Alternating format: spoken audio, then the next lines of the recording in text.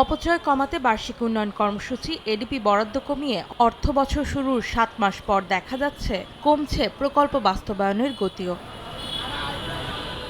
বাস্তবায়ন পরিবীক্ষণ ও মূল্যায়ন বিভাগ আইএমইডির মাসিক প্রতিবেদন জানুয়ারি পর্যন্ত গেল ৭ মাসে ব্যয় হয়েছে ৫০,৫৫৬ কোটি ২৯ লাখ টাকা, যা এডিপিতে বরাদ্দের ২১.১৮%। ৯ বছরের মধ্যে এই হার সর্বনিম্ন।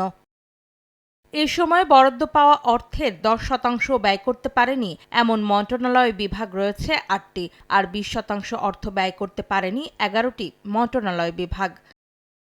মোটের ওপর এডিপি বাস্তবায়নে যখন এমন বেহাল দশা, তখন অবশ্য বরাদ্দের ১৪৬% ব্যয় করে তাক লাগিয়েছে খাদ্য মন্ত্রণালয়। বরাদ্দের ৭৪.৬৬% ব্যয় করে দ্বিতীয় অবস্থানে রয়েছে আইএমইডি, তৃতীয় অবস্থানে মন্ত্রিপরিষদ বিভাগ, চতুর্থ পররাষ্ট্র মন্ত্রণালয়, আর পঞ্চম স্থানে রয়েছে মহিলা ও শিশু বিষয়ক মন্ত্রণালয়।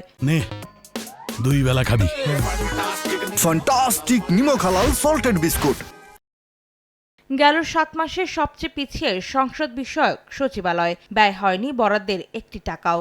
এছাড়া স্বাস্থ্য, শিক্ষা ও পরিবার কল্যাণ বিভাগ ২.৯৮%, জননিরাপত্তা বিভাগ ৩.১৪% এবং সুরক্ষা সেবা বিভাগ ব্যয় করেছে ৩.৭৯%। অর্থবছরের শেষ দিকে এসে প্রকল্প বাস্তবায়ন করতে গিয়ে তাড়াহুড়া করে অর্থ খরচ করা হয় এবং আলটিমেটলি কোয়ালিটিটা ভালো থাকে না এবং বারবার আসলে যে অবকাঠামোগুলো নষ্ট হয় প্রতি বছর এবং এই নতুন নতুন করে অর্থ খরচ করতে হয়।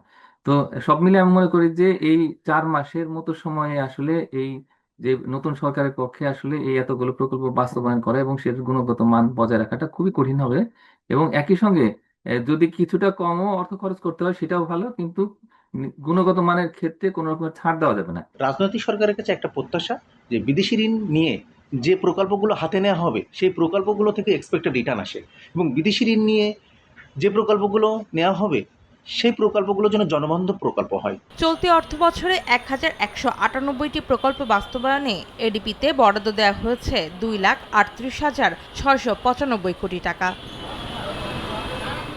অন্তরা সেন, সময় সংবাদ, ঢাকা।